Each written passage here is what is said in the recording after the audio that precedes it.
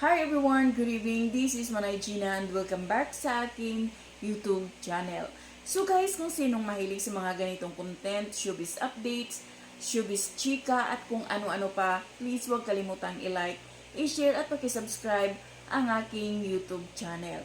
So yan nga guys, for today's video, pag-usapan natin ang Kim Pao. Siyempre alam naman natin na ang daming kinilig sa kanila sa LA at siksik-liglig yung kilig na dala ng Kim Pao sa LA. Nagsisigawan, naghihiyawan, grabe, pati senior citizen kinikilig sa kanilang dalawa. At hindi talaga maipagkakaila na yung kilig na dala ng Kim Pao, sobrang genuine talaga siya. Kaya kahit ilang beses mong panoorin, hindi ka magsasawa talaga.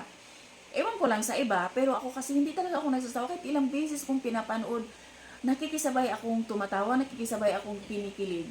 Meron isang tanong dito sa kay Paulo at sa kay Kim na sobrang tawang-tawa ako. Alam mo yung huling-huli si Pao pero hindi kulong. Panoorin natin guys. Let's watch this. Nagbe-breakfast sabay? Hindi, joke lang. What are the works like? Wini-workout namin yung samahan na. Are you guys Of course, Kim runs as well. So, every morning, niyayaya ko siya. Kung sinong maunang magising sa amin, sabi ko, Kim, gising ka na. Wala! Ay, Tabi!